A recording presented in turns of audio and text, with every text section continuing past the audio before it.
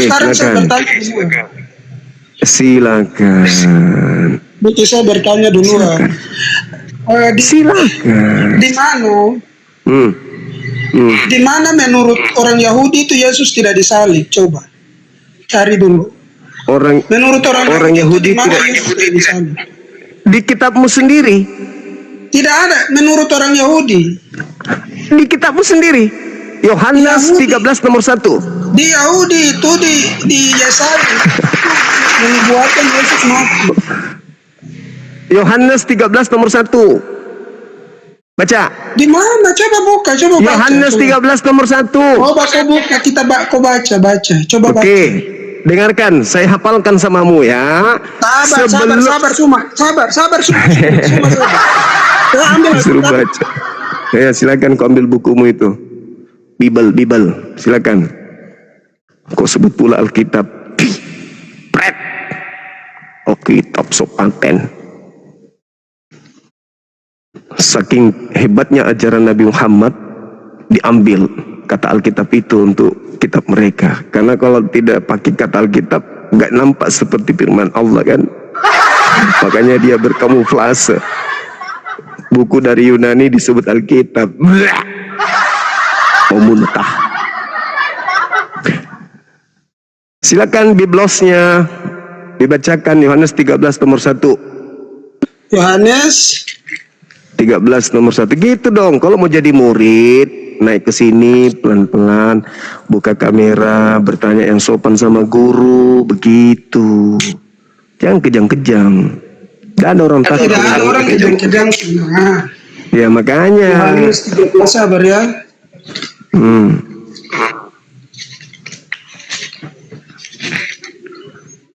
Yohanes 13 ayatnya ke ayat lagi nomor. Macam Al-Quran aja. Mohon aku punya Al-Quran itu tidak ada ayat-ayatnya itu. Ya, nenekmu kiper. Udah kau baca, jangan kau bikin gerakan tambahan. Soalnya kok kenapa penakut begitu? Penakut pula kau itu. Kau hidup di mana? Kau ada di petaka. Masker. Nanti istrimu berair kalau saya buka masker. 13 ayat yang pertama. Nomor 1. Sementara itu sebelum hari raya Paskah. Buka mic-mu. Oi, naga gurun, buka. Mic-mu buka. Moncong koi. Nah, gitu. Ayo baca. Kau yang baca, Tuyul.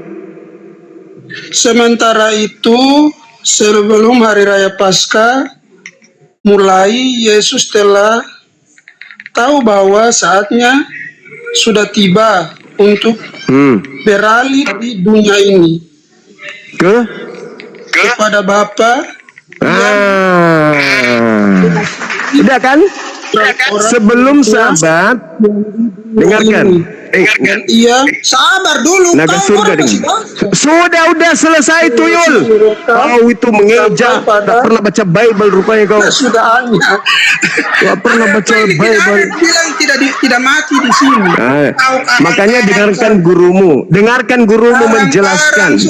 Sebelum hari Paskah, dengar. Sebelum hari Paskah, Yesus sudah tahu bahwa saatnya sudah tiba.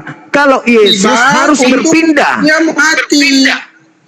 Mana mati berpindah ke apa, Tuyul? Beralih. Mana ada mati di situ? Hei. Dia tidak. Mana ada mati di situ? Inilah kau ini. Naga gurun. Dengarkan baik-baik. Yesus mengetahui. Yesus mengetahui bahwa dia akan beralih, tapi waktu itu dia belum beralih. Beralih kemana? Beralih kemana? Beralih ke dunia orang mati atau beralih ke Bapa?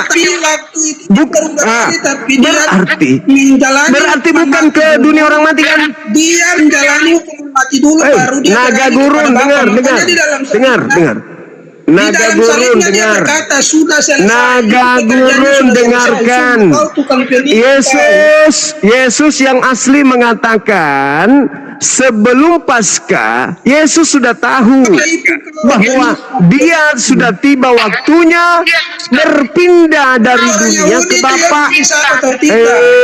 Ini tidak menjelaskan. Hei, naga gurun, dengarkan saya. Tidak menjelaskan Bapak. Naga gurun, dengarkan saya, dengar. Yesus sudah tahu bahwa sebelum Paskah datang, dia sudah tiba waktunya untuk berpindah dari dunia ke Bapa, bukan dari dunia ke orang mati, dunia orang mati. Paham kau situ? Hei! Oh, itu naga gurun. Udah kayak gitu modelnya. Tuyul! Apa kau semua? Sudah kau dengarkan baik-baik, gurumu menjelaskan. Yesus tahu sebelum Paskah sudah tiba. Itu kan mengganggu terus kau. Ini gurun ini, naga gurun, bahlul, tolol, dungu, muka kayak gembel. Dengar dulu. Dekil, dengar. Di situ sudah dijelaskan. Yesus tahu. Dengar dulu. Dengar.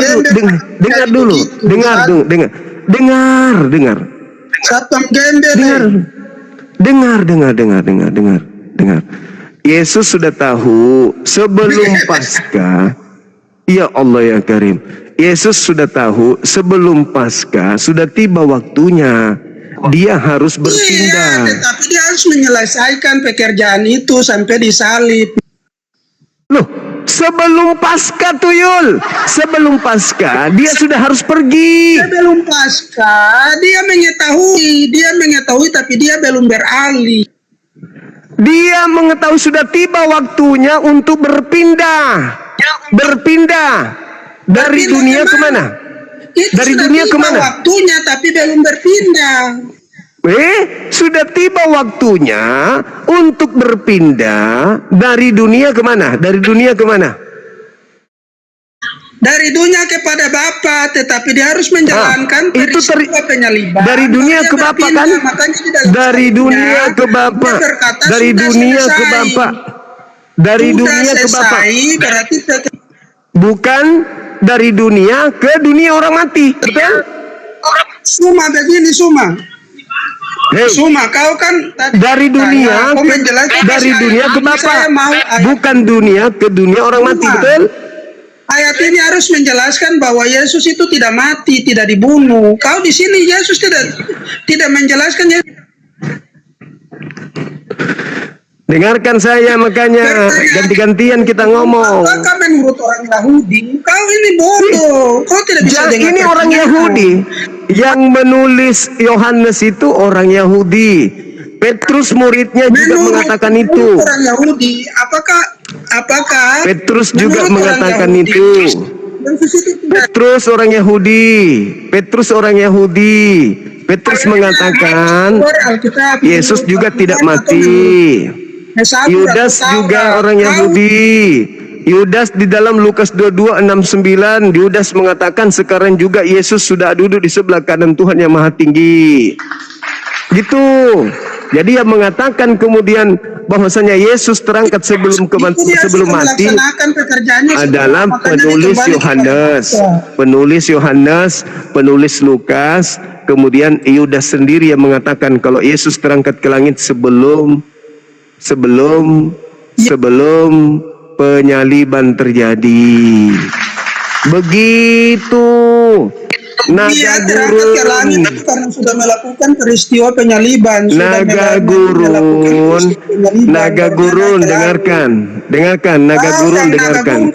Di dalam Lukas 22:69 yang diserupakan dengan Isa berkata, sekarang juga Yesus sudah duduk di atas. Di mana di Al-Quran tidak ada orang diserupakan itu siapa? Lukas 22 nomor 69. Begitu naga Tidak gurun. bisa menjelaskan siapa yang diserupakan. Naga gurun baca Lukas 22. Coba naga gurun kau baca Lukas 22 nomor 69. Begitu. Itu dalilmu, Bibelmu sendiri yang mengatakan itu, saudara. Naga gurun, kitabmu di dalam Lukas 22 69. Tidak mampu menjelaskan. Tuh. Kau bisa baca Lukas 22 69 enggak? Al-Quran tidak mampu menjelaskan dirinya. Lukas 22 69 enggak? Bisa enggak? Bisa tidak kau baca Lukas 22 69? Berani enggak kau baca? Tidak mampu menjelaskan sudah. dirinya sehingga ia Ular gurun, naga gurun, kamu tidak layak diskusi samaku. Kau diskusinya sama kambing yang jenggotnya sama dengan kau. Begitu sudah ya teman-teman sekalian. Jadi dia hanya bisa diskusi dengan kebencian karena memang dari dulu dia itu blow on. Kita minta jangan ditutup dulu, makanya kita lanjut sampai sekarang gini. Nah, oleh karena itu kalau memang sudah tak ada lagi dari Oten yang mau berdiskusi dengan kita pamit, kita tutup dulu, nanti sebentar malam kita jumpa lagi. Itu tentu dengan masih tema yang ini. Siapa yang menunggu Yesus bangkit? Keluarganya kah? Tantenya kah? Pamannya kah? Atau siapa? Gitu. Tapi kalau ternyata tidak ada yang menunggu, lalu kenapa kita mengheboh? Belakangan muncul heboh-hebohan bahwasanya ada yang menunggu dia bangkit pada saat itu, tantenya, omnya camping di sebelah kuburan untuk menunggu ponakannya keluar. Apakah itu betul? Ternyata sepi pemberitaan. Berarti itu nggak ada. Nah, lalu kemudian besok kita bahas lagi temanya, siapa yang keluar dari kubur. Tuh, ya. Kalau kemarin berbicara tentang awal mula kejadiannya, kemudian hari ini, kemarin itu Jumat yang apakah salah arah, Jumat Agung yang salah arah. Hari ini kita membahas tentang siapa yang menunggu detik bangkitnya Yesus. Besok kita akan bahas lagi siapa yang keluar dari kubur ini. Setelah tidak ada yang menunggu, kok tiba-tiba ada yang nongol keluar. Begitu teman-teman sekalian. Iya betul, kita mau ke RHB Rumah Hobbit Bolangi. Itu teman-teman. Ini banyak permintaan, tapi Muslim paling juga naik diam, salah tekan. Assalamualaikum warahmatullahi wabarakatuh, Bunda. Waalaikumsalam warahmatullahi wabarakatuh. Bilang kan? Nah, iya kan teman-teman? Gak salah kan aku mengatakan apa yang aku beritakan barusan? Ya kan? Nah, itu kan? Ya, penting kita tutup ya. Nanti kita jumpa lagi sebentar malam. DM atau chat teman-teman kita yang non muslim yang berteman di TikTok, sampaikan sebentar malam untuk hadir. Temanya sederhana kok, gampang kok temanya ini. Boleh ya teman-teman, jumpa lagi kita sebentar ya. Untuk saat ini kita menutupkan dulu komal. Kita menutupkan komal dan menutupkan pertemuan kita.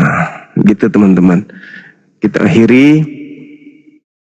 Namun sebelumnya saya mengucapkan banyak terima kasih banyak terima kasih kepada teman-teman sekalian yang telah mendukung live ini ya, baik yang ada di YouTube maupun yang ada di TikTok. Dan saya minta maaf ketika ada kata atau ucapan bahasa tubuh yang kurang mengenakan. Yang pastinya melalui komal ini kita mendengarkan beberapa materi yang sangat penting Ternyata nggak ada yang menunggu Yesus bangkit. Jadi misalnya besoknya pasca menurut mereka bangkitnya besok, hari ini anteng-anteng aja, nggak ada yang hiruk pikuk, nggak ada yang heboh, nggak ada yang menanti, aduh besok ini sedikit lagi ya, 1 detik, 2 detik, 3 detik, 1 jam lagi, 10 jam lagi, kayak apa? Kayak Piala Dunia kan, finalnya kan Indonesia lawan apa gitu. Indonesia lawan Argentina misalnya kan, pasti orang menunggu. Jangankan sehari sebelumnya, ya setahun bahkan 2 tahun, 3 tahun sebelumnya manusia udah menunggu Indonesia lawan Argentina. Itu kan artinya sesuatu yang sangat luar biasa. Ini ada manusia keluar dari tanah pada hari ketiga, tapi tidak ada yang menunggunya, kan itu sesuatu yang aneh gitu loh. Iya kan? Sesuatu yang agak aneh.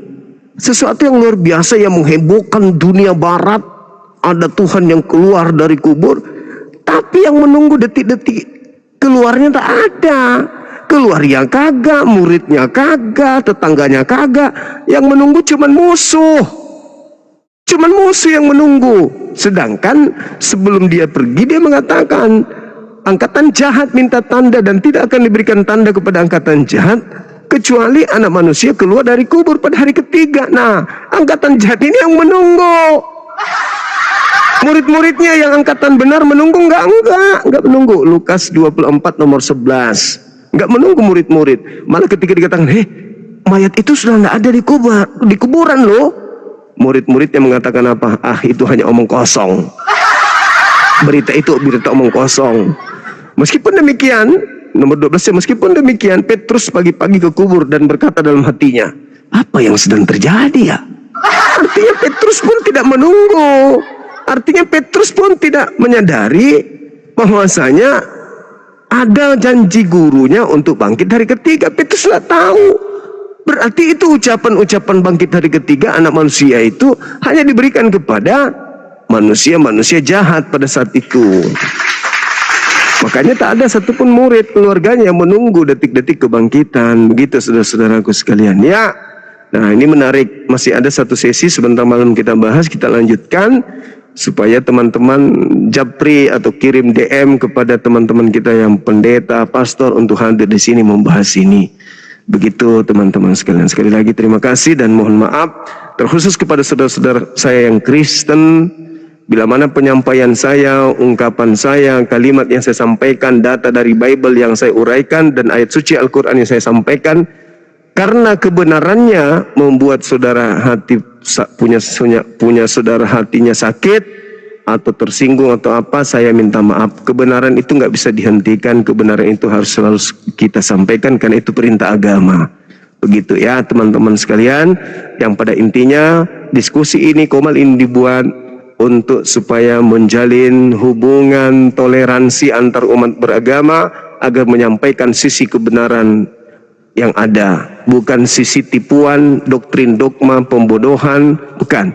Tetapi benar-benar kita merajut toleransi antar lintas agama untuk supaya Anda hadir di sini membahas tentang kebenaran yang ada di dalam kitab saudara. Di antaranya ini, di antaranya kenapa harus membahas ini? Karena Al-Quran saya juga membahas ini. Wa ma qatalu wa ma salabu walakin syubbiha lahum. Lalu kemudian Allah mengatakan orang-orang yang kepada mereka mengatakan bahwasanya Yesus atau Nabi Isa dalam pandangan Islam itu disalibkan, Allah memberikan kemudian siksaan yang amat pedih, siksaan yang keras di dunia. Nah ini makanya dibahas sini. Jadi jangan dibatasi gitu ya. Jadi kalau Anda tersakiti dengan kebenaran yang saya sampaikan, saya minta maaf. Tujuannya hanya untuk pengajaran agar kita tidak saling sikut sama yang lain, karena gerakan-gerakan yang dilakukan oleh misionaris itu sangat masif. Oleh karena itu agar disadari bahwa kami umat Islam pun tahu isi Bible Anda, gitu ya teman-teman. Terima kasih. Saya tutup. Subhanakallahumma bihamdi asyhadu an la ilaha illa anta astaghfiruka wa atubu ilaih. Salam tauhid, salam satu Tuhan. Jayalah Islam kita, jayalah Indonesia kita. Assalamualaikum warahmatullahi wabarakatuh.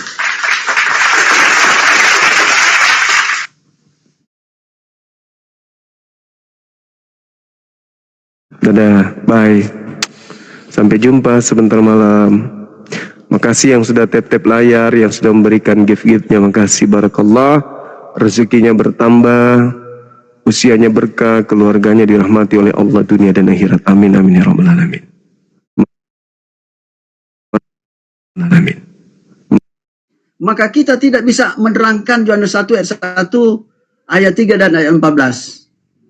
Ya. Jadi gini, setelah Anda mengatakan bahwa setelah Anda memahami pelajari tentang kekristenan, sudah ada yang keliru, banyak yang sudah tidak sesuai. Oke, sekarang di saat Anda memahami tentang Islam, bahwa Anda sekarang sudah masuk di ranah keimanan Islam, apa yang sudah Anda dapatkan tentang kebenaran di Islam? Oh ya. Itu bagus pertanyaannya itu ya. Sebentar.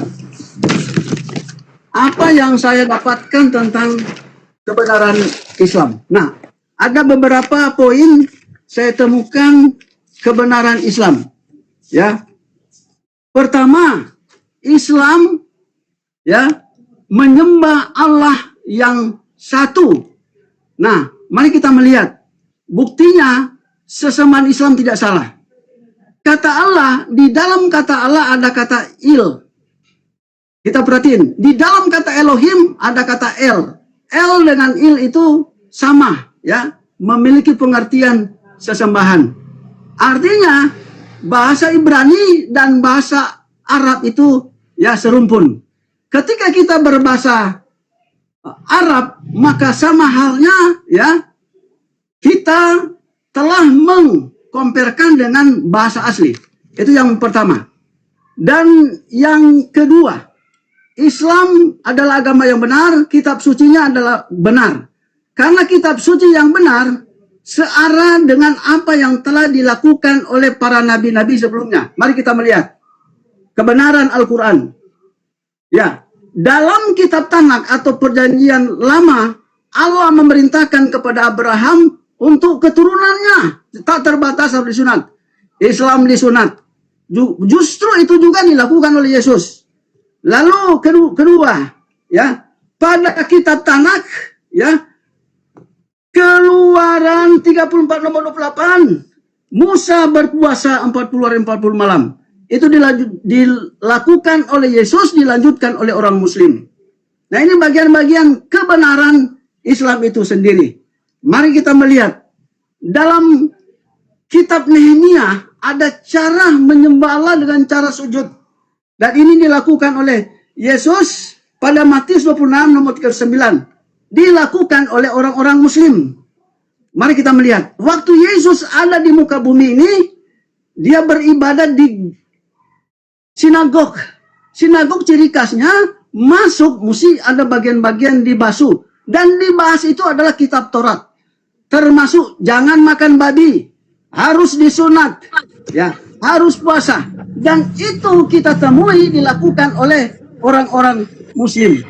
Nah, dalam kitab Yesaya disebutkan, ya, apa yang telah keluar daripada mulut Allah dia tidak akan dia tarik, tetapi itu akan, ya, melakukan sesuai dengan apa yang ditugaskan untuk itu. Jadi ketika telah difirmankan jangan makan babi, maka Allah pasti tidak akan menarik hal ini. Dan apa yang dilakukan oleh orang Yahudi, walaupun tidak 100% sama, tetapi ada bagian-bagian yang penting searah. Jadi menunjukkan bahwa Islam itu benar. Mari kita melihat kebenaran selanjutnya. Ya, ada 3 agama. Yang pertama Yahudi. Nah, ini memiliki pengertian, ya, suku. Karena kata Yahudi itu salah satu anak Yakub, ya, suku Yahudi. Lalu kedua, Kristen. Kristen itu adalah pengikut Yesus. Ya, Islam artinya selamat. Jadi mereka yang berada dalam Islam pasti selamat. Nah, kita melihat bukti Al-Quran itu, ya, teruji kebenarannya. Ya, berdasarkan kitab Ibrani nomor 10 nomor 16, ada hukum yang ditaruh di dalam hati dan dituliskan dalam akal budi. Artinya ada hukum yang dihafal. Nah, ketika Al-Quran diturunkan, itulah hukum yang dipelajari, dihafal, dipahami, dan diterapkan. Nah, inilah kebenaran Islam. Dan orang-orang Muslim saya pelajari di saat saya Kristen sampai sekarang, ketika orang Muslim melakukan kebaikan dan melakukan standar berdasarkan Al-Quran, usia mereka diperpanjang dan mereka sehat walafiat dan mereka diberkati, anak cucunya, keturunannya diberkati. Saya telah melihat dengan mata kepala saya sendiri. Iya. Baik, saya tanggapi dulu. Baik, oke.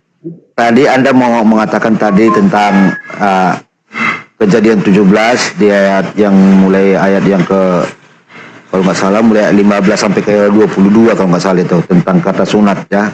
Sunat di situ kalau kita pahami di situ ya. Inilah tanda perjanjianku antara kau dan aku, berarti antara Abraham dan Allah Bapa ya. Kepada keturunanmu, siapa keturunannya siapa? Karena Sarah yang akan melahirkan kepadamu ya, yaitu yaitu menjadi tanda perjanjian. Siapa dia? Ya Ishak. Sekarang saya mau bertanya Pak Dance, apakah Pak Dance ini bagian daripada umat perjanjian itu? Kisah Para Rasul 7:35, ilmunya mas. Mau lo kepancing nggak? Udah berapa kali di Al-Quran dikatakan Allah itu murka. Oke lah, kalian bebas. Ya, aku nggak membatasi kalian. Bebas ada aturan, bebas juga ada batasan. Bukannya bebas itu bebas boleh tapi sopan kan gitu. Capek kali, bah. Pusing aku ngulang-ngulang kalimatnya. Kayak mana sih kalian ini? Nggak bisakah kalian itu diskusinya itu pakai data, pakai kesadaran, pakai kebenaran yang kalian yakini gitu loh. Jangan bebas. Ya udah tahu dari tadi berkali bebas. Katanya Yesus anak Theos nggak masalah. Yesus anak dewa nggak masalah. Ya aku nggak ikut campur, monggo. Nah, saya ingatkan. Kisah Para Rasul 7:35. Bapak Abraham Iya, ya. oke. Kita berkiranya Ismail berkata, tapi tidak kata Allah Bapa ya. Tapi Sarah lah yang akan melahirkan bagimu seorang anak laki-laki. Aku akan mengadakan perjanjianku dengannya. Kenapa kepada dia? Kenapa bukan dikini? Kalau untuk semua bang. Tapi berarti dengarkan lo. Berarti tanda perjanjian sunat itu ditetapkan kepada keturunannya Ishak. Ya setelah Ishak, dengarkan dulu. Kita tadi menjelaskan kuningan. Berarti setelah Ishak keturunan siapa? Yakub. Yakub itu dipakai Tuhan untuk menjadi ketetapan ya perjanjian Allah Bapa dengan Yakub bahwa keturunannya mewarisi kenabian. Itu tanda kenabian itu. salah. Tanda perjanjiannya. Itu salah, Mayor. Jadi kalau dengarkan dulu. 17, dengarkan Kejadian 17 ayat 12. Ya kan? Nah, kita baca dari atas dulu deh ya. Kalau mau baca dari 8 ya kan. Kepadamu dan keturunanmu akan kuberikan negeri ini yang kau diami sebagai orang asing, yang seluruh tanah Kanaan akan kuberikan menjadi milikmu untuk selama-lamanya. Aku akan menjadi Allah mereka. Lagi firman Allah kepada Abraham, dari pihakmu engkau harus memegang perjanjian engkau dan keturunan turun-temurun. Ingat di 10 ya. Nih, inilah perjanjianku yang harus kamu pegang. Perjanjian antara aku dan kamu serta keturunanmu, yaitu setiap laki-laki harus disunat. Oke, dipertegas lagi. Harus dikerat kulit katanmu, dan itulah akan menjadi tanda perjanjian antara aku dan kamu. Lanjut, 12. Anak yang berumur 8 hari disunat, haruslah disunat. Yakni, ya ini ada poinnya di sini. Laki-laki di antara kamu turun-temurun, baik yang lahir di rumahmu maupun yang dibeli dengan uang dari salah seorang asing tetapi tidak termasuk keturunanmu. Artinya orang lain juga masuk. Dipertegas lagi di 13. Orang yang lahir di rumahmu dan orang yang engkau beli dengan uang. Nah ini kan orang lain ini. Harus disunat. Maka dalam daging mula perjanjian itu kekal menjadi perjanjian. Ingat 14-nya ini untuk teman-teman Kristen. Direkam. Kejadian 17-14. Dengarkanlah Ca. Dan orang yang tidak disunat, yakni laki-laki yang tidak dikerat kulit katannya, maka orang itu harus dilenyapkan dari Indonesia. Tuh. dari antara orang-orang sebangsanya. Ia telah mengingkari perjanjian Yehosua HaMasiah. Kata Mikana. Baca dulu seterusnya. Kau jangan kau ini. Baca seterusnya. Sampai 17 dulu. Berarti Sabar, saya tanggapi dulu sedikit karena Sampai 17 baca dulu. Ya, baca dulu. Saya baca. Nah, di ayat selanjutnya ini berbicara tentang Sarah. Selanjutnya Allah, ini kan selanjutnya Allah berfirman kepada Abraham tentang istrimu Sarai, janganlah engkau menyebut dia Sarai, tetapi Sarah itulah juga namanya. Aku akan memberkati dan daripadanya aku akan memberikan kepada ini lain lagi. Mau lari dia. Tidak apa urusannya. Dengarkan. Baca dulu di situ.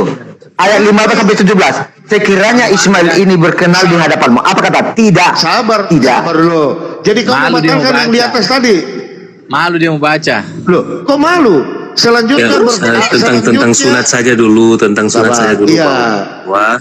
Selanjutnya Elohim berfirman kepada Abraham tentang istrimu Sarai, janganlah engkau menyebut dia Sarai, tapi Sarai. Ini berbicara tentang Sarai ya.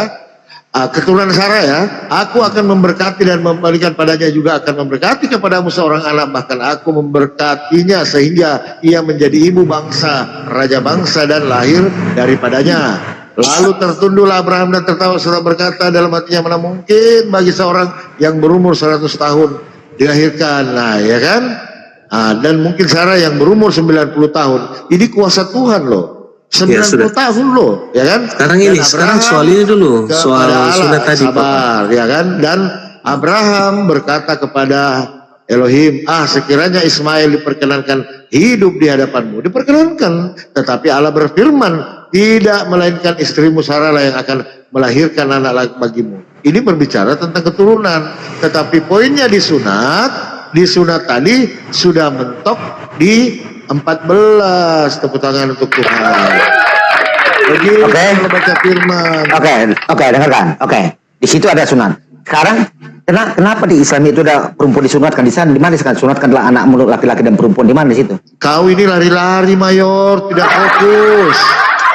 Hah? Tidak. Perintah siapa menyunatkan perempuan?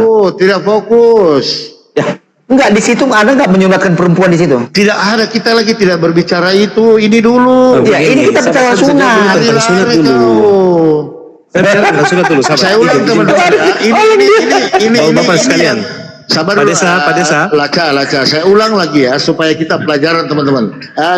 Direkam ya. Nih dari 13 ya. Orang yang lahir di rumahmu dan orang yang engkau beli dengan uang harus disunat. Artinya orang yang dibeli dengan uang ini budak dan orang lain. Dan orang yang tidak disunat, yaitu orang Kristen, harus dilempar ke dalam neraka. Baca ayat 14-nya. Iya, saya jawab itu. Jangan kau tambah-tambahin, John Barbun. Itu saya jawab. Saya izin menjawab, bukan menjawab dan menambahkan sedikit saja. Silakan Bapak dua, silakan bicara lagi habis itu. Iya, silakan. Sekarang ini. Sabar dulu, Ca. Lu udah disunat belum? Saya mau jawab pertanyaan Bapak dulu. Tidak usah ada pertanyaan di atas pertanyaan. Masuk neraka kau, Ca. Nah, lanjut. Itu tadi pertama bagaimana? Inilah perjanjian aku. Dan apa tadi? Inilah perjanjianku denganmu, dengan keturunanmu. Iya, bicara tentang kedatangan Tuhan yang sudah digenapi. Kalau sudah digenapi ngapain lagi? Demikian. Anak Paulus ini. Nah, lanjut. Tidak juga. Itu sudah digenapi. Perjanjiannya kan sudah digenapi. Jadi kalau memang lah pamanjangan berdasarkan ada tadi sunat katanya makan daging babi katanya.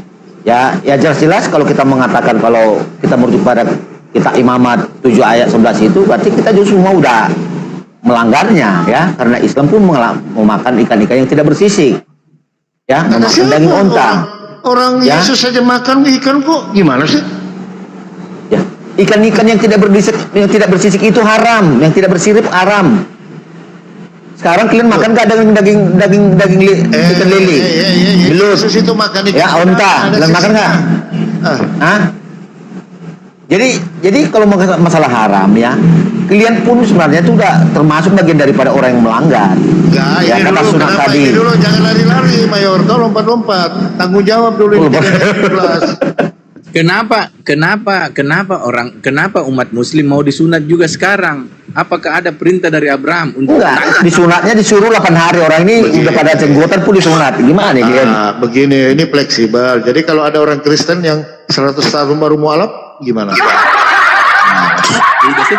Iya, yang disuruh disunatkan ini keturunanmu yang di umurnya 8 hari. Kenapa kalian disunatkan setelah lebih dari 8 hari? Pertama, alasannya kenapa muslim disunat, pertama supaya tidak bau. Pertama, Bau? kedua supaya nggak repot, buka tutup. Nah, silakan.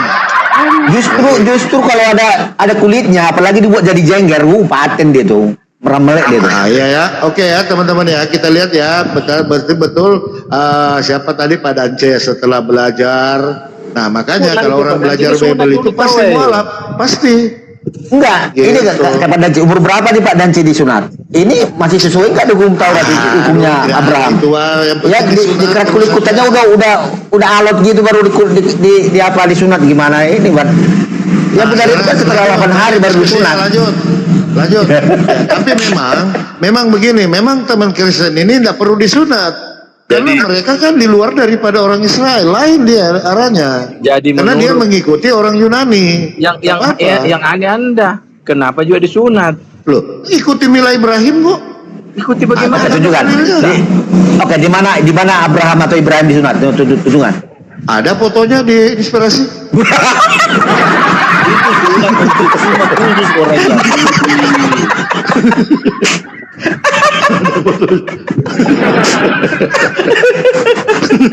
makanya sunat itu khusus untuk orang Yahudi. Udah bilang aja kau takut disunat. Gimana nggak oleh ngadapin kau John? Sunat itu khusus untuk orang Yahudi. Kau ini dimarahi kau nanti pendeta Dorames ya. Apa itu? Sunat itu khusus untuk orang Yahudi, gitu loh. Giliran begitu, kau kasih orang Yahudi giliran makan batu. Karena siapa yang berani disunat, dia harus melakukan hukum Taurat, itu kata Paulus. Tidak, di situ jadi tadi. Siapa yang berani? Siapa yang disunat, dia harus melakukan hukum Taurat. Kau tidak pernah baca kali. Yang melarang kau disunat itu Paulus. Karena Paulus berkata, jika engkau menyunatkan dirimu, Kristus tidak berguna bagimu. Ya lebih baik saya tidak disunat daripada tidak berarti kau ikut Paulus, bukan Yesus. Makanya kau dimarahi Pak Dorames nanti saya telepon Pak Dorames ya. Jadi sebenarnya ini pendeta Dance ini sudah di blacklist istilahnya. Mana ini? Hei, udah. Lihat saya. Saya mati HP di depan saya kalau saya depan kau. Dasar anjing.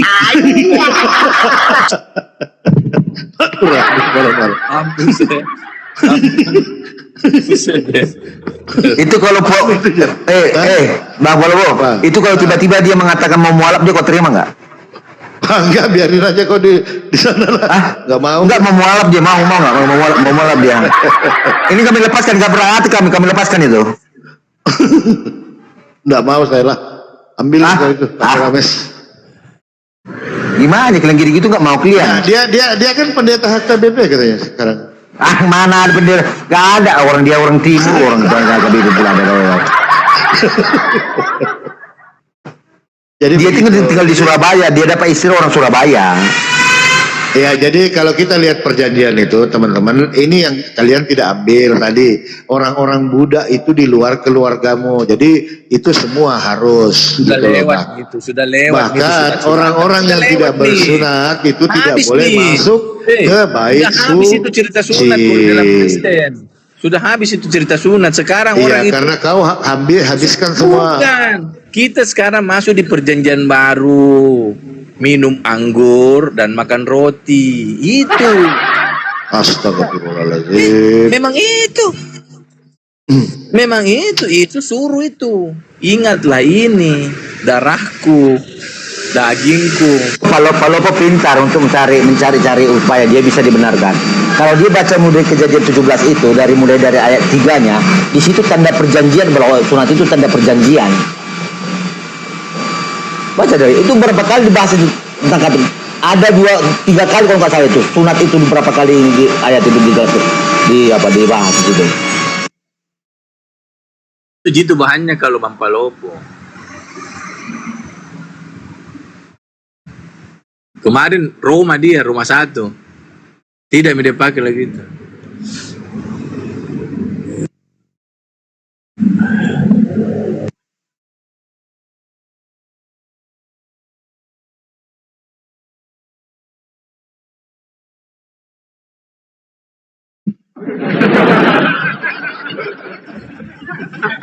Jadi saya yang bertanya lagi nih.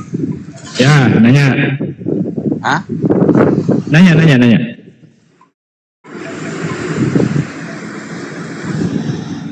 Apakah Allah orang Islam atau Allah SWT dia cuma berada di tahtanya, maksudnya dia cuma berada di singgasananya gitu ya? Allah Subhanahu wa taala itu berada di semua lingkupan ciptaannya, Jer, ya. Jadi Allah itu ibaratnya begini, sebuah pemancar, jadi signalnya itu yang kemana-mana itu loh, kekuasaannya itu. Bukan towernya yang kemana-mana, towernya ke Israel, tower nggak seperti itu. Gampang kok, silakan. Enggak, kita bertanya lain yang dia jawab, gampang kok. lain digaru. Tidak, karena kau mau itu Tuhanmu seperti makhluk gitu loh. Jadi bukan seperti mindset makhluk. Justru Anda berpikir Tuhan seperti manusia. Anda yang menjadikan Tuhan manusia kok, saya. Anda berpikirnya seperti engkau berpikir kalau saya di Jakarta saya tidak bisa datang ke Makassar. Atau saya tidak ada di Makassar. Allah itu tidak begitu. Itu Allah, kuasanya, Jer. Saya ibaratkan tadi. Saya ibaratkan tadi satelit. Tahu kau tidak? Saya katakan tunggu dulu. Karena kuasanya Allah, dia bisa ada di surga sana. Dia ada juga dalam Yesus Kristus. Ada juga Roh Kudusnya. Iya, tapi bukan artinya Allah itu Yesus. Gimana sih kau ini? Siapa bilang Allah bukan Yesus? Saya kasih tahu analoginya ya. Siapa yang bilang Allah bukan Yesus? Saya kasih tahu analoginya ya. Ini satelit. Keluar dari Allah. Dengar, masa keluar dari mana? Dari hidung keluar longor. Itu manusia. Itu analogi keluar. Dia keluar dari mana? Kalau berbicara tentang Allah, tidak ada lagi analogi. Nah, keluar dari mana? Jawab. Kalau kau bisa jawab, dari lubang hidungnya. Dari dalam dirinya Allah, dari dirinya Allah. Membelah diri. Tidak ada cinta membelah diri. Kok bagaimana caranya keluar? Bagaimana caranya keluar? Coba. Tidak, itu mujizat. Tidak perlu bodoh. Hasil daripada ucapannya jadilah Yesus. Hasil dari ucapannya jadilah Yesus. Bagaimana caranya itu? Kau bilang berarti Yesus itu bukan Allah. Analoginya sekarang begini ya. Ini nih dengarkan ya. Kamu kan kita beda pemikiran. Diam kau dulu. Beda pemikiran. Analoginya begini. Ini satelit. Nah, satelit dunia ini. Satelit ini dia bisa pantau seluruh dunia, tahu nggak? Satelitnya ini nggak kemana-mana, tetapi jaringannya yang turun, inilah kuasanya. Nah, bagaimana kita supaya tahu apa informasi dari satelit? Terbatas itu kalau satelit, terbatas. Ini analogi dong, longor. Nah, bagaimana kita mau tahu informasi dari satelit? Kita belilah ini handphone. Inilah handphone medianya. Ibaratnya Yesus ini adalah handphone. Jadi suara yang saya dengar, yang kau dengar itu, itulah kuasa dari satelit itu. Gimana sih? Begitu analoginya. Itu baru satelit. Bagaimana yang pemilik dunia gitu loh. Dia bukan satelitnya yang kemana-mana. Satelit ke Indonesia, satelit ke Amerika. Enggak begitu. Dia tetap di atas gitu loh. Nah, dia bisa pancarkan informasi ke seluruh dunia. Ya, berarti begitu. Anda tidak percaya bahwa Allah itu datang jadi manusia. Kalau ada datanya, Jerry, astagfirullahaladzim.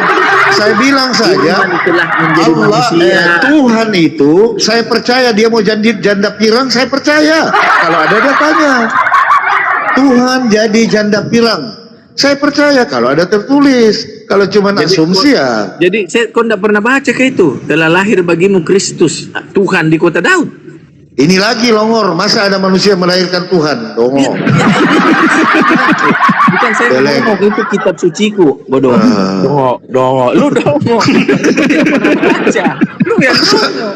Masa ciptaan melahirkan pencipta? Dongo. Ya, pernah kau baca enggak? Pernah kau baca enggak? Berarti kau enggak pernah baca kan? Jadi Yesus itu kasihan kau siksa 2 kali keluar loh. Tidak usah, saya tidak cerita siksa. Coba Bang inspirasi. Telah lahir. Jadi kau siksa Yesus itu 2 kali dia keluar. Pertama dia keluar dari Bapa, 2 kali keluar lagi dari Maria. Dari ibu. 2 kali keluar. Siksa betul diri. Jadi ini tuh tertulis. Telah lahir bagimu juru selamat. Saya bacakan, tolong dibesarkan Lukas pasal 2 nomor 11. Ya, tambah 100 pada saya. Aduh, Ya, saya bacakan, saya tidak bisa yang percaya Pak Dance, karena Pak Dance bilang anak muridnya katanya membantah, yang menyangkal ditulis Yesus. oleh Lembaga Alkitab Indonesia Jakarta tahun 2000. Oke, satu-satu saya mau ngomong Pak Dengar Dance. kok itu Jerry. Tunggu dulu, saya baca ya. Kamu itu dengar kok. Lukas pasal 2 nomor 11 ini. Hari ini sudah lahir bagimu di kota Daud seorang juru selamat. Kalau seorang, apakah itu Tuhan? Seorang juru selamat, yaitu tidak bisa manusia menyelamatkan manusia, pasti itu manusia Tuhan yang menyelamatkan manusia. Almasi itu yang diurapi. Iya, Yang tetapi diurapi dikatakan juru artinya selamat. ya, Juru dioles dengan minyak seperti raja-raja pada zaman perjanjian lama. Setelah diurapi, roh Tuhan menyertai mereka. Bosku. Ya. Junjungan kita, ya ini dalam bahasa Yunani Kyrios, junjungan. Bukan Tuhan, junjungan kita. Bosku. Bosku, di situ dikatakan juru selamat. Nah, kalau juru selamat itu dia harus otomatis Allah. Tuhan. Oke. Iya. Kegagalan Nabi. Tidak Konsisten kau ya, konsisten ya. Tidak ada nabi juru selamat. Kata siapa? Adakah pernah nabi mengaku dia adalah sang juru selamat? Ada. Sabar. Makanya kau ini kurang membaca. Kurang membaca. Yesaya 19:20. Itu aku menjadi tanda kesaksian bagi Elohim semesta alam di tanah Mesir, apabila mereka berseru kepada Elohim oleh karena orang-orang menindas, maka Elohim akan mengirim seorang juru selamat kepada mereka yang akan berjuang dan akan melepaskan mereka. Demikian firman Kok garis bawah itu? Ada siapa juru selamat yang dikirim? Kau tanyalah Yesaya ini. La ilaha illallah. Kau andalkan itu, saya tanya dari tulisan itu siapa juru selamat? Lah kau ini saya kasih kau clue, baru kau belajar dong. Makanya kau malas. KPR 7:35. KPR 7. Nggak mau belajar dia. Tunggu dulu. Malas misalnya ngomong kau dan John Marbun dan Kandito. Nggak apa-apa, lanjut aja. Ini kita diskusi aja, Jer. Om Dance. Saya panggil nanti Pak Dorames itu kalau kau nggak mau. Saya panggil dengan Pak Dorames lagi mereka. Om Dance tadi katakan murid-murid menyangkal Yesus karena murid-murid katanya membaptis dalam nama Yesus. Kalau membaptis dalam nama Yesus itu sudah identik dengan membaptis dalam nama Bapa, Anak dan Putra Roh Kudus. Itu sudah. Jangan kaku. Tidak bisa kaku. Bang Dance. Jangan kaku. Ada datanya. Om Dance terlalu kaku. Kau bikin Bible sendiri. Kau bikin Bible sendiri. Bukan membimbing. Ada tulisannya begitu. Kau ngomong begitu. Makanya saya katakan Om Dance kaku. Nggak ada tulisannya begitu. Kau tambah-tambahi dah gitu. Om Dance tadi bilang ini semua muridnya melawan Yesus, menyangkal karena Yesus suruh membaptis gini ya. Poin bukan melawan Yesus, tapi mempertegas bahwa yang di Matius 28 itu menandakan bukan Yesus gurunya murid-murid. Paham kok di sini dong? Ini lain lagi bahasanya. Ini tadi kan saya bahas dengan Om Memang Dance. begitu kesimpulannya. Kalau Yesus mengajarkan murid-murid saja membaptis dalam nama Yesus, lalu Yesus yang siapa ini yang memberitakan? Itu kaku. Itu makanya saya bilang pemikiranmu dalam nama kaku. Bapa, Putra, Kalau dan dia Roh Kudus. Kayak makanya begini kau mau lawan kaku. saya. Kau Aduh. kaku, pemikiranmu Nggak ada kaku, itu. legalisme Oke. kau. Tapi kita kalau Makanya mau saya diskusi katakan, Panggil aja Pak Dorames, Saya- panggil Pak Dorames. kita tengah Saya katakan kalau dia kita hanya baptis di dalam menengahi nama supaya Yesus, tidak ada pemelintiran. bukan. Kalau Jerry sudah Orang membaptis memelintir, orang mengatakan membaptis pembaptisan dalam nama Yohanes Yesus. dengan pembaptisan Sudah sama dengan yang Bapa, membaptis Putra, Roh dalam nama Kudus itu Bapa, dikatakan Putra, Roh benar. Kudus. Itu salah besar. Jangan terlalu Coba Miko kaku, baca. dia. Coba Miko baca KPR 4. Dengarkan dulu. Sama dengan Pak Dance kaku. Gantian dulu kita Jadi bicara. kita itu beriman berdasarkan dalil, tidak Kau bisa tak beriman, bisa kau kan begini, cuma bisa logika begini kau dong. pakai. Tidak pakai iman. Kalau kamu Dong, orang kau pakai kau. Nah, kalau Jerry beriman dasar doktrin. Doktrin. Iya, Walaupun tidak ada dalilnya, yang penting doktrin Padahal yang pendeta utama. mualaf ini di John sini. Marbon ini rasio dia pakai, dia tidak pakai iman. Rasio. Cio, saya dalil loh. Dong, Ya. Nah, di saya katakan jangan kaku. Kalau ada tertulis baptis dalam nama Bapa, Putra, dan Roh Kudus, bukan berarti tidak bisa membaptis dalam nama Yesus. Bisa, karena Yesus Oke, identik. dengarkan. Saya ambil kasih edukasi saja Jerry ya. Boleh. Siapa bilang tidak bisa? Saya kasih edukasi karena Bagaimana ada kamu kasih edukasi ada saya? terindikasi dengarkan dulu Apa Jer? ada indikasi pemelintiran dari Jerry. Kau Tidak dengarkan ada dulu, Jerry. pemelintiran. Yang melintir Pak Dance. diam kau dulu jadi, diam kau dulu. Saya panggil nanti Yesus. pendeta Dorames loh. Diam kau. Lanjut. Dengarkan dulu. Ini buat Iwan Villa semuanya ya, yang ada di bawah juga.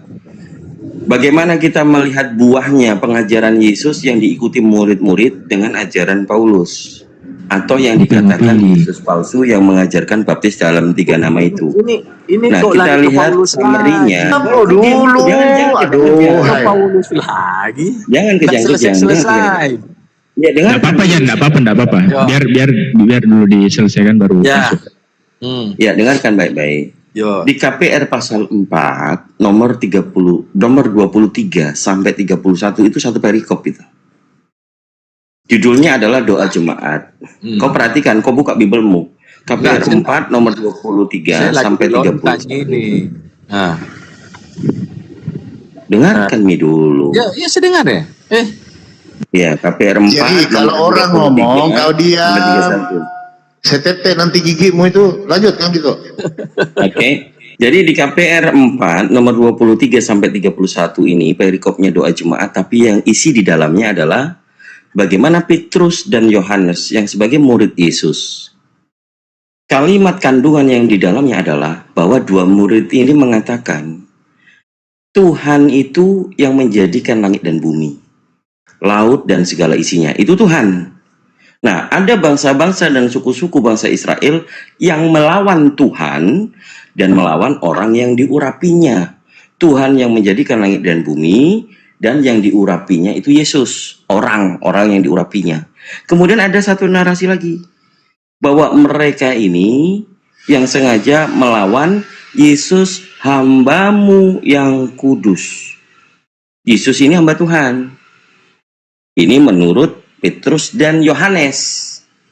Kalau kalian mengikuti ajaran murid-murid Yesus, maka kalian tidak menuhankan Yesus, tapi menganggap Yesus ini hamba Tuhan.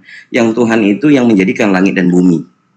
Nah, perbedaan ini bahwa kalau Kristen ini menjadi pengikut murid-murid Yesus juga, yang Petrus dan Yohanes katakan, Yesus Tuhan atau hamba Tuhan?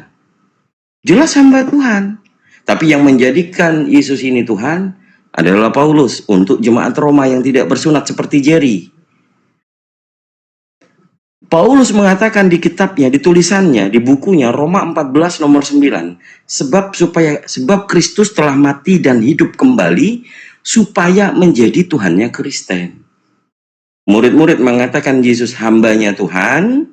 Paulus mengajarkan kepada Jerry dan Kristen-Kristen yang tidak bersunat, pengikutnya Paulus, untuk Anda tidak mengerti konteks ternyata konteks ternyata. Dari kebangkitan. Kalau ini saya bantah Kang Dito, nanti saya bantah Kang Dito. Itu konteks yang dia bicara hamba Tuhan, ya betul. Sebagai manusia dia hamba Tuhan. Tuhannya. sebagai manusia dia hamba dari Sang Bapa. Berarti Yesus hamba Tuhan. Sebagai manusia dia hamba. Dibilang hamba Tuhan dia Tuhan. Satu-satunya manusia yang taat sampai mati di kayu salib itu betul-betul dia jalanin kemanusiaannya taat. Dia manusia, kau tahu dia manusia. Kenapa kau jadikan Tuhan? Karena kita tahu bahwa dia adalah firman yang datang menjadi manusia. Yang dilahirkan Bunda Maria firman atau manusia?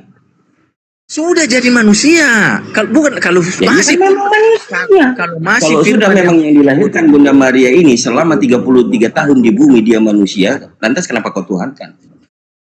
Kenapa kau ngajarin? Muncul lagi. Apa yang ngajarin kau menuhankan dia? Aduh. Ini konteks hamba Tuhan dengan kau bicara dengan Paulus beda. Nah, ya memang beda. Murid-murid Yesus mengajarkan. Muridnya Yesus mengajarkan Yesus ini manusia, hamba Tuhan, punya Tuhan. Tuhannya Yesus juga Tuhannya murid-murid. Ya. Salahkah? Yang kalau dia ngajarin bumi. Lalu yang Paulus katakan supaya sebab Kristus mati bangkit supaya ia jadi Tuhan. Kau ikuti dia. Jadi Paulus ini menuhankan Yesus. Memang menjadi Tuhan karena dia memimpin saya, menjadi Tuhan dalam diriku. Itu sebab dia mati dulu baru bangkit dijadikan Tuhan.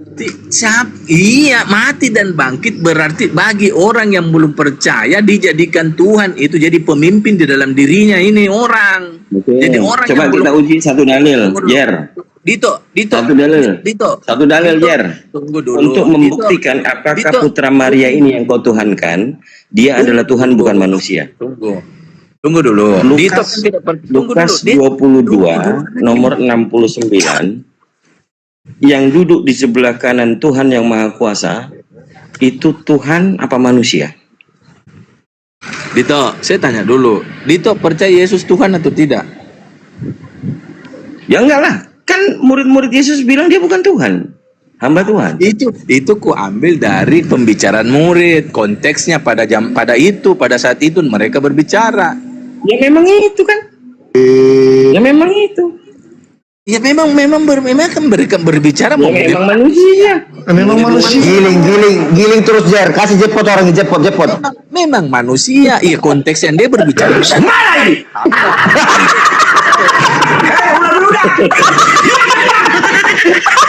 Mati HP di depan saya kalau saya depan kau. Kau jadi mikir Jer. Kau jadi mikir Jer.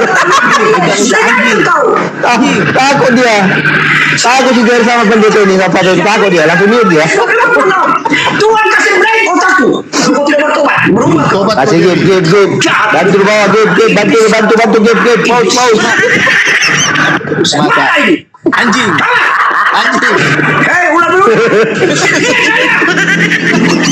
Mati HP di depan saya kalau saya depan kau. Ya kalian juga nggak mikirin bagaimana sakit hatinya dia. Kalau dia ngeyel kita kasih aja Pak Dorang. Enggak, dari penonton 300 enggak. Dari penonton 300 turun jadi 20. Dari 20 tinggal 8, dari 8 tinggal 3. Ngamuk lah dia. Makanya sering kalian naik di komal dia. Tapi begini Bang, Kang Dito. Jadi sebenarnya saya agak membantah sedikit Kang Dito. Kalau saya itu tidak sepakat ya. Karena saya juga baca Kang Dito ya. Jadi sebenarnya Paulus itu ajarkan Yesus itu bukan Tuhan Bang. Saya bantah itu. Bodok. Benar-benar sabar dulu. Kalau Kang Dito tunggu dulu. Saya bicara. Saya lagi mau berdiskusi dengan Kang Dito, bukan sama kamu gitu loh. Gini loh, saya mau jelaskan. Astaga, saya panggil lagi Pak Dorang di sini. Terus jangan kasih gigi treknya dicabut, buang jangan ada gigi trek. Buang gigi treknya.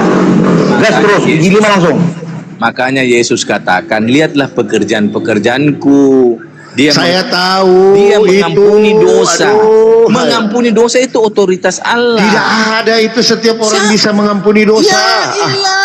Setiap. Sekarang saya tanya. Makanya orang Yahudi mau bunuh dia karena dia menyamakan dirinya dengan Allah, mengampuni dosa. Baca. Oke. Yang mengampuni dosa itu Tuhan atau manusia? Tuhan. Oke, Tuhan. Yang mati di kayu salib Tuhan atau manusia? Tuhan. Tuhan mati.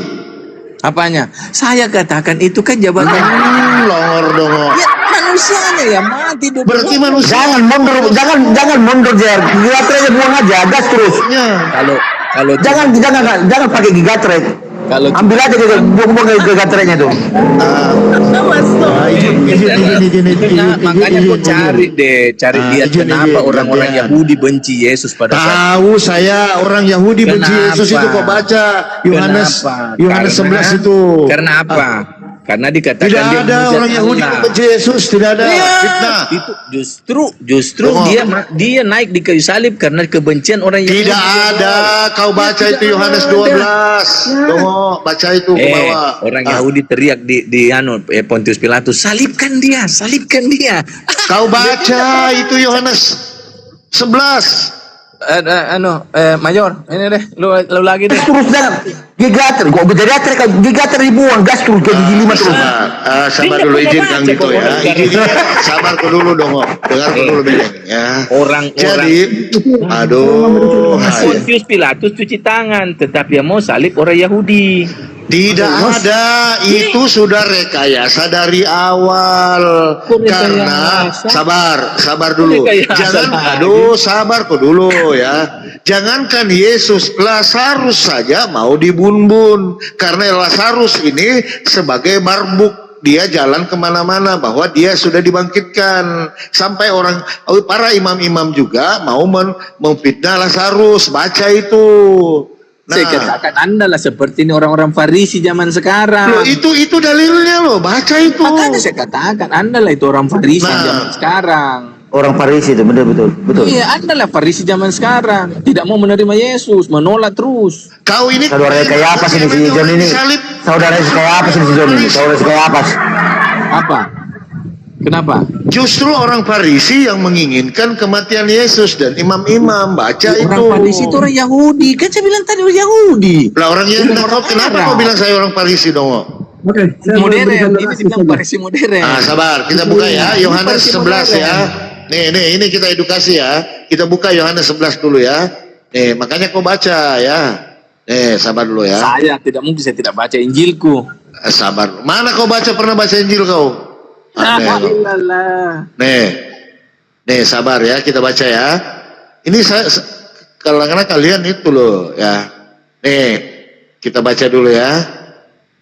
Nih ya, persepakatan untuk membun-bun Yesus. Dengarkan, Yohanes 11:45 ya. Banyak di antara orang Yahudi yang datang melawat Maria dan menyaksikan sendiri apa yang dibuat oleh Yesus. Udah banyak orang percaya ini. Udah banyak, ya kan? Tetapi ada yang pergi kepada orang-orang Farisi dan menceritakan kepada mereka apa yang telah dibuat Yesus. Ingat, orang Farisi ya. Nah, kita lihat siapa yang menginginkan kematian Yesus, orang Farisi atau orang Islam atau orang Kristen ya. Lalu imam-imam kepala dan orang-orang Farisi memanggil Mahkamah Agung untuk untuk berkumpul, dan mereka berkata, apakah yang harus kita buat? Sebab orang itu, Yesus ya, membuat banyak mujizat. Nah, ini sudah mulai orang Farisi dengan imam-imam, ya kan? Apabila kita biarkan dia, maka semua orang akan percaya kepadanya. Kepadanya kan? Orang-orang Roma akan datang dan akan merampas tempat suci kita serta bangsa kita. Ingat ya, di 49. Tetapi seorang di antara mereka, yaitu Kayafas, imam besar pada tahun itu, berkata kepada mereka, kamu nyandak tahu apa-apa, kata orang Manado. Dan kamu tidak insyaf bahwa lebih berguna bagimu jika satu orang mati untuk bangsa kita daripada seluruh bangsa kita binasa. Ini sudah ada niat gitu loh ya. Nah, lalu hal itu dikatakannya bukan dari dirinya sendiri, tetapi sebagai imam besar anunya pada tahun itu ia bernubuat bahwa Yesus akan mati untuk bangsa kita. Berarti memang sudah ada niat mereka.